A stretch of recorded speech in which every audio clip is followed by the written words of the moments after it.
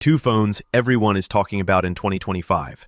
But which one really delivers? On the left, the Apple iPhone 16 Plus, a powerful flagship packed with premium features. And on the right, the Samsung Galaxy A16 5G, a budget-friendly smartphone promising 5G and serious value. Let's skip the buzzwords and get to the real stuff.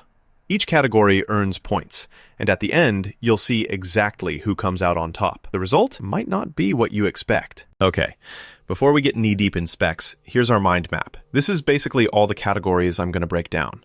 Price, performance, battery life, display quality, cameras, durability and design, connectivity, and storage options. So yeah, you'll know exactly why one comes out on top by the end. First up, price. So iPhone 16 Plus, whoa, it's sitting pretty at $899. That's premium territory, not gonna lie. To be fair, it does look and feel like a luxury device, and honestly, iPhones always have awesome resale value. But yeah, your wallet feels it. Now, the Galaxy A16 5G comes in shockingly low, just $230. I mean, that is seriously budget-friendly.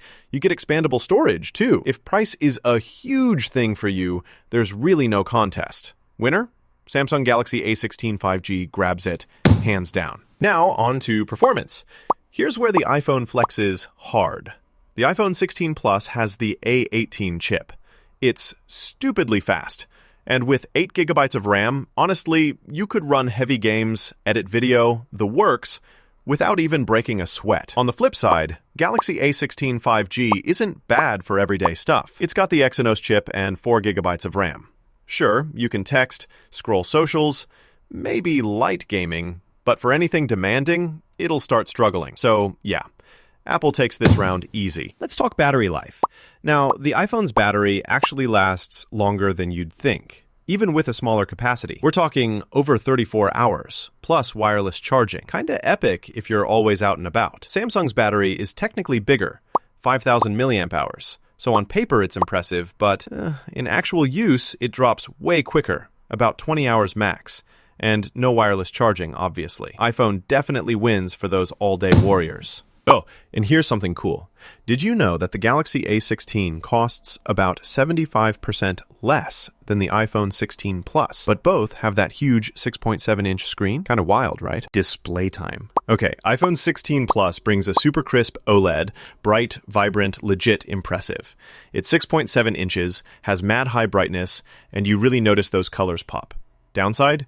It does chew more battery. Samsung A16 5G, also 6.7 inches, pretty generous, but LCD, so not as punchy. You do get a higher refresh rate for that smooth scrolling, which is nice, but the brightness and sharpness are just not in the same league. Yeah, iPhone gets it again. Camera showdown. So, iPhone 16 Plus rocks a killer 48-megapixel main camera, slick video at 4K, and even slow-mo at 240 FPS. Overall, kinda pro-grade. What's weird is Apple's still only dual camera, but honestly, you probably won't miss that third lens unless you really care. On Samsung, you get 3 rear cameras, which gives you more variety, plus a solid 13-megapixel selfie cam. But no optical stabilization and no 4K video. For what most people shoot, iPhone's cameras win, no question. Durability and design next. iPhone 16 Plus, IP68 waterproof, gorgeous glass and aluminum, feels like luxury tech. Not gonna lie, you probably want to slap a case on it because glass is glass, you know? Samsung, meanwhile, goes plastic. It's much lighter, and you do get IP54 splash resistance and a fingerprint scanner.